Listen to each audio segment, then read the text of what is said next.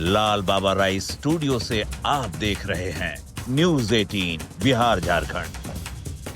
नमस्कार, आप देख रहे हैं न्यूज 18 बिहार झारखंड और मैं हूं आपके साथ लक्ष्मी। खबर खूंटी से मिल रही है, जहां लोहागढ़ा में आयोजित डायर मेला में उस समय अफरा तफरी मच गई जब कुछ लोगों ने थाना प्रभारी विकास कुमार जायसवाल पर हमला कर दिया। झड़प के दौरान थाना प्रभारी पर लकड़ी के डंडे से सिर पर वार किया गया, जिससे वो घायल हो गए। घटना की सूचना मिलते ही डीएसपी और बाकी अन्य अधिकारी भी मौके पर पहुंचे और जांच शुरू की। देखिए, पुलिस ने अज्ञात आरोपियों के खिलाफ मामला दर्ज कर जांच शुरू कर दी है। तस्वीरें आप ये देख रहे हैं, थाना प्रभारी पर अज्ञात लोगों ने हमला कर दिया। लोहागढ़ा में आयोजित डायर मेला में उस समय अफरा तफरी मच गई जब कुछ लोगों ने थाना प्रभारी पर ही हमला कर दिया और ये वीडियो सामने आया। आप देख सकते हैं किस तरीके से यहाँ पर थाना प्रभारी पर लोग हमला करते हुए नजर आ रहे हैं। झड़प के दौरान थाना प्रभारी पर लकड़ी के डंडे से सिर पर वार किया गया, जिससे वो घायल हो गए। घटना की सूचना मिलते ही डीएसपी और अन्य अधिकारी मौके पर पहुंचते हैं, जांच शुरू की है।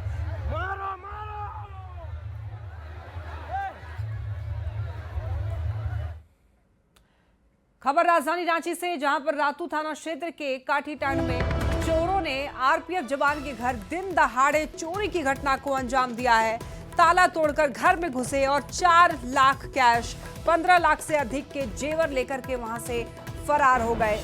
अब देखिए, जानकारी जो मिल रही है उसके मुताबिक महज आधे घंटे में ही चोरों ने वारदात को अंजाम दिया है और फिलहाल पुलिस ने मामला दर्ज कर लिया है। आगे की कार्रवाई में पुलिस जुट चुकी है। 4 लाख कैश और 15 लाख के जेवर पर चोरों ने हाथ साफ किया है।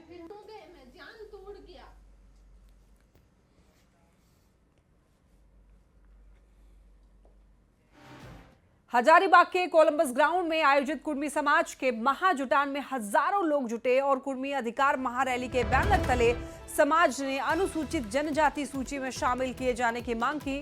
कुर्मी समाज के नेताओं ने मांगे पूरी न होने पर बड़े आंदोलन की चेतावनी दी है। तो एसटी सूची में शामिल होने की मांग, उग्र आंदोलन की चेतावनी दी गई है। 15 नवंबर 2000 लेकिन आज़ादी के समय हमारी पहचान जो छीन ली गई है, उसी के लेके कुर्मी समुदाय शेड्यूल ट्राइब में लिस्टेड करने के मांग को लेके और अपनी भाषा को 8वीं अनुसूची में दर्ज करने को लेकर ये संघर्ष चल रहा है और ये मांग हमारी वर्षों पुरानी है। देखिए, हमारी मांग यही है कि जो हमारे पूर्वजों के शहादत है, जो हमारे, चाहे आप स्वतंत्रता संग्राम की बात कीजिए, हमारे अग्रणी भूमिका में हमारे रघुनाथ महतो जी थे। आप झारखंड अलग करो आंदोलन की बात कीजिए तो अग्रणी पंक्ति में कुर्मियों की शहादत आपको नजर आएगी। तो मेरे कहने का मतलब है कि जिसकी जितनी भागीदारी उसकी उतनी हिस्सेदारी होनी चाहिए। चाईबासा के गोइलकेरा क्षेत्र में हाथी पिछले 2 दिनों से उत्पात मचा रहे हैं, जिससे ग्रामीणों में दहशत है। हाथियों ने कायदा गांव में 3 घरों को क्षतिग्रस्त भी किया है। धान की फसलों को भी नुकसान पहुंचा रहे हैं हाथी, और हाथियों के झुंड जो है पिछले 2 दिनों से इस क्षेत्र में विचरण कर रहे हैं, जिससे ग्रामीण काफी परेशान। वन कर्मी जंगल की ओर खदेड़ने में लगे हुए हैं, लेकिन रात के समय हाथियों का झुंड फिर से गांव के पास आ जा रहे हैं और खूब उत्पात मचा रहे हैं। हजारीबाग से बड़ी खबर मिल रही है। देखिए, इस्लाम छोड़ परिवार बना हिंदू। मुस्लिम परिवार ने हिंदू धर्म अपनाया है। अहमद अंसारी अब बने हैं रामचंद्र भुइयां। वैदिक रीति से शुद्धिकरण संस्कार हुआ है इनका, और आपको बता दें कि पूरे परिवार ने दीक्षा संस्कार ली और यज्ञोपवीत धारण करके परिवार बना है ये हिंदू, यानी कि इन्होंने हिंदू धर्म अपना लिया है। अब हमारा निर्णय पूरी तरीके से स्वैच्छिक है। रामचंद्र भुइयां का कहना है कि ये जो निर्णय लिया गया है हिंदू धर्म में आने का, इनका वो खुद की इच्छा है। चौपारण के मध्य गोपाली का ये मामला बताया जा रहा है।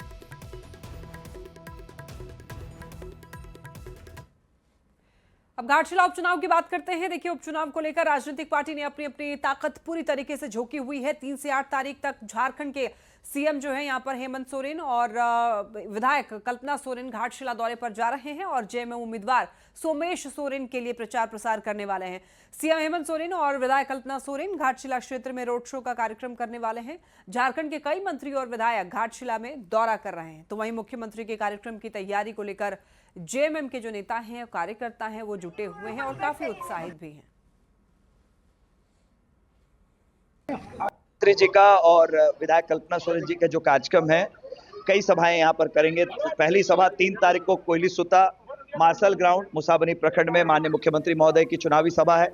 उसके बाद भी कई सभाएं हैं जिसकी जानकारी आपके साथ साझा की जाएगी।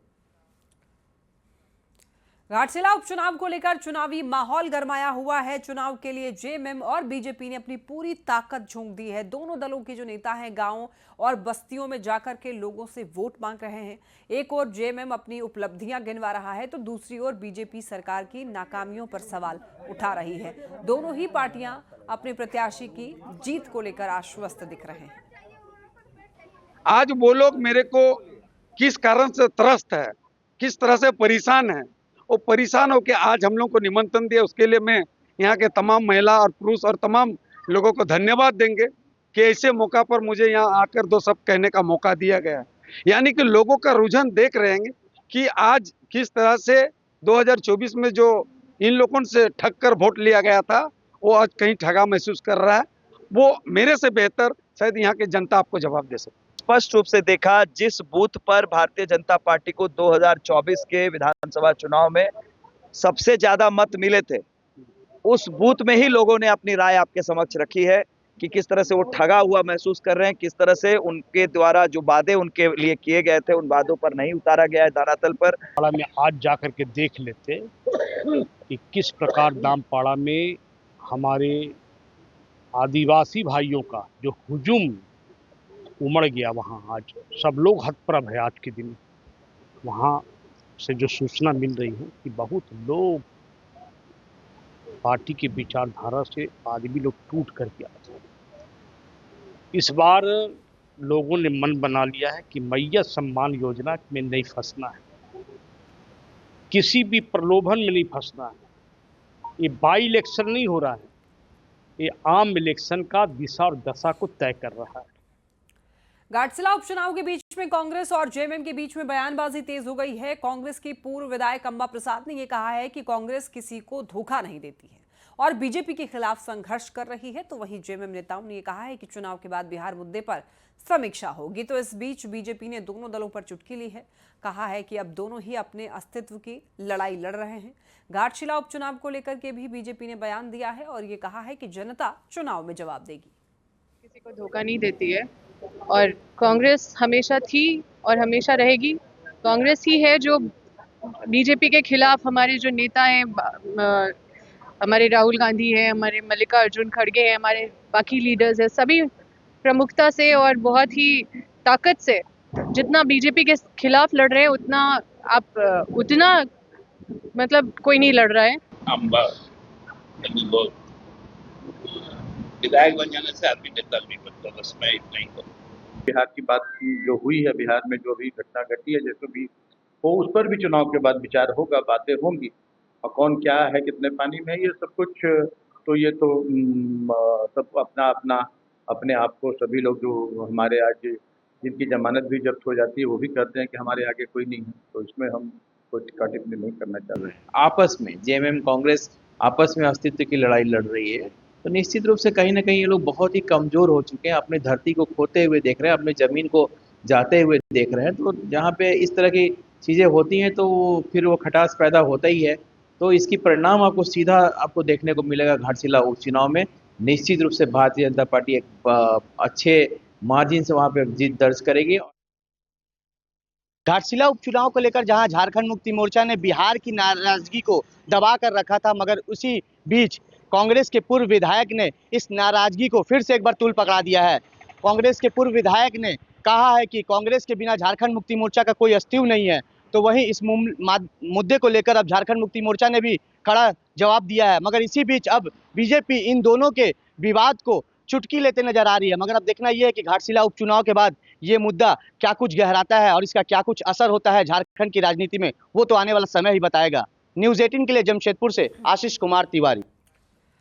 झारखंड के स्वास्थ्य मंत्री इरफान अंसारी ने भी बिहार चुनाव को लेकर के बयान दिया। मंत्री ने कहा कि इस बार बिहार में बदलाव तय है, जनता इसको लेकर मन बना चुकी है।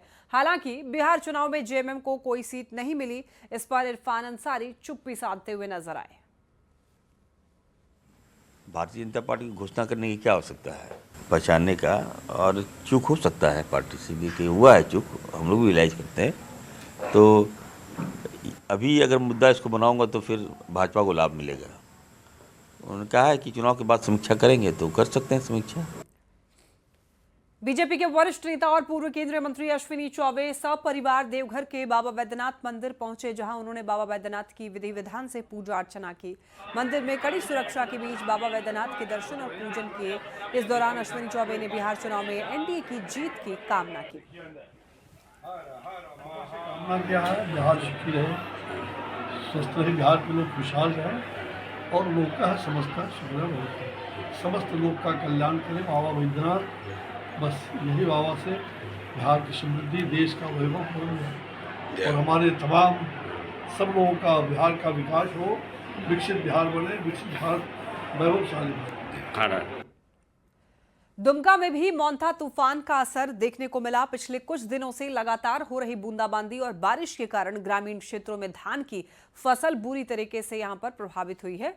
खेतों में खड़ी फसल गिर गई है, जबकि कई जगहों पर कटाई के बाद खेतों में पड़ी धान की फसल बारिश से भीगकर नष्ट हो गई है और लगातार हो रही बारिश से खेतों में पानी भर गया है, जिससे किसानों की मेहनत पर भी पानी फिरा है।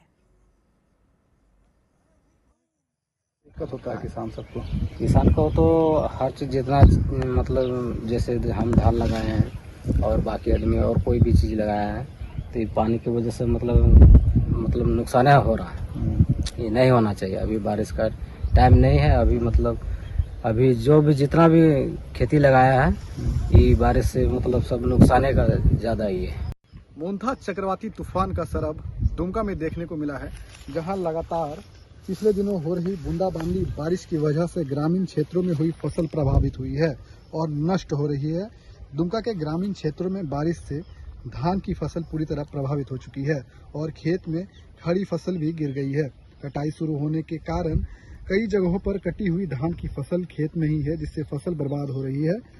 बारिश की वजह से दुमका सहित पूरे संथाल परिना क्षेत्र में घना कोहरा और बादल छाए हुए हैं। लगातार पिछले दिनों बारिश की वजह से तापमान में भी गिरावट दर्ज की है, जिससे इलाके में ठंड और भी बढ़ गई है। वहीं बारिश की वजह से किसानों की चिंता भी बढ़ा दी गई है, जिससे जो खेत में पड़ी फसल है वो जो है प्रभावित हुई है। नितेश कुमार, न्यूज़ 18 दुमका।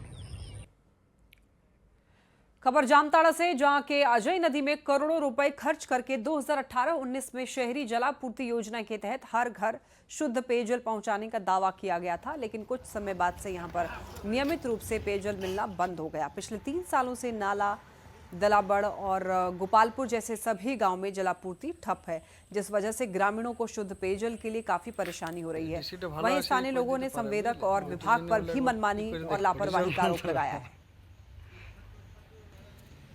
1.5-2 साल से बंद है, माने पानी के लिए हाहाकार है। और दलाबड़ नाला गोपालपुर में वो जो सोलर पंप जो लगाया जाता है वो दलाबड़ नाला गोपालपुर में वो भी बंद है, ये पानी टांकी के चलते। विभाग से हम लोग को अनुरोध है कि इसको तुरंत चालू करे, नहीं तो सोलर के पंप के जरिए ये चारों गांव के हम लोग को पानी के बहुत ज़रूरत है। पानी के लिए हाहाकार मचा हुआ है। मेरा सरकार से अनुरोध है कि जब सरकार से बना है इसको सुरक्षित रखने के लिए और पानी पीने के लिए व्यवस्था जल्द से जल्द किया जाए, यही मेरा अनुरोध है। सही टैंक बना हुआ है, लेकिन पहले बहुत अच्छी तरह से इसका पानी आ रहा था। अब 2-3 साल से अभी पानी बंद हो गया, जो कि यहाँ का आदमी का, जनता का बहुत काफ़ी तकलीफ हो रही है। और हम सरकार से निवेदन करता हूँ कि जिसमें ये जल्द से जल्द इसको सुव्यवस्था किया जाए। प्रधानमंत्री नरेंद्र मोदी के फिट इंडिया हिट इंडिया के आह्वान पर पलामू में सांसद खेल महोत्सव का शुभारंभ हाफ मैराथन दौड़ के साथ हुआ। कार्यक्रम का उद्घाटन पलामू के सांसद विष्णु दयाल राम समेत कई गणमान्य लोगों ने किया। इस अवसर पर बड़ी संख्या में युवाओं, खिलाड़ियों और विद्यालय के छात्र छात्राओं और खेल प्रेमियों ने उत्साहपूर्वक भाग लिया। हाफ मैराथन की शुरुआत मेदिनीनगर के शिवाजी मैदान से हुई, जो कि शहर के प्रमुख मार्गों से होते हुए पुलिस लाइन स्टेडियम में समाप्त हुई। सांसद विष्णु दयाल राम ने प्रतिभागियों को हरी झंडी दिखाकर रवाना किया और ये कहा कि खेल महोत्सव न केवल शारीरिक फिटनेस का प्रतीक है, बल्कि समाज में अनुशासन, टीम भावना और एकता का संदेश भी देता है। देश के यशस्वी प्रधानमंत्री आदरणीय नरेंद्र मोदी जी के द्वारा पूरे देश भर में संचालित हो रहा है। पलामू संसदीय क्षेत्र के अंतर्गत भी आज से सांसद खेल महोत्सव का शुभारंभ हुआ है। ये आज से प्रारंभ होकर के 14 दिसंबर तक चलेगा। इसमें करीब 12,208 प्रतिभागियों ने अपना पंजीकरण कराया है और इतनी बड़ी संख्या में पंजीकरण होना भी अपने आप में एक बहुत बड़ी बात है। बोकारो के चिरचा थाना क्षेत्र में चल रही अवैध विदेशी शराब फैक्ट्री पर बड़ी कार्रवाई हुई। बिहार मद्य निषेध इकाई को मिली सूचना पर झारखंड एटीएस ने छापा मारकर 11 लोगों को गिरफ्तार किया। मौके से 1563 लीटर शराब, कई गाड़ियां और पैकिंग मशीनें बरामद की गई। आरोपी बिहार में शराब की सप्लाई करने की तैयारी कर रहे थे। में कुल 10 एसयूवी वाहन को जब्त किया गया है, 3 मोटरसाइकिल को जब्त किया गया है। शराब निर्माण में प्रयुक्त होने वाले पैकेजिंग मटेरियल, शीशा, ढक्कन, स्टिकर, रैपर को जब्त किया गया है। कुल 360 लीटर स्प्रिट और 1500 विविध ब्रांड के 1563 लीटर विदेशी शराब को जब्त किया गया है। इनका brand name iconic white, McDonald, imperial blue है। कुल 9 मोबाइल को भी जब्त किया गया है। इस छापेमारी में 11 व्यक्तियों की गिरफ्तारी की गई है, जिसमें से 3। रांची में अफीम की खेती रोकने के लिए पुलिस और प्रशासन ने जागरूकता अभियान शुरू किया है। ग्रामीण क्षेत्रों में शपथ दिलाई जा रही है और रथ के जरिए खेती न करने की अपील की जा रही है। अब देखिए, जिन इलाकों में पहले अफीम उगाई जाती थी वहां पर पुलिस की कड़ी निगरानी रखी जा रही है। पिछले महीने से ही सभी थाना जहां पे अफीम की खेती की जाती है वहां सभी थाना प्रभारी जगह जगह जाकर अवेयरनेस कैंपेन कर रहे हैं, लोगों को शपथ दिलवा रहे हैं। और हम लोग का जो पहला टारगेट है वो ऐसे एरियाज़ हैं जहाँ पे पहले अफीम की खेती हुई है और उनका विनिष्टीकरण किया गया है। तो इस बार भी लोगों से अपील की जा रही है कि अफीम खेती जो है वो इलीगल है और वैसा ना करें। और अगर अफीम की खेती करते हुए कोई भी पाया जाता है तो एक कानूनी अपराध है और FIR की जाएगी और गिरफ्तारी की। यहाँ रुक रहे एक ब्रेक के लिए, जल्द लौटते हैं।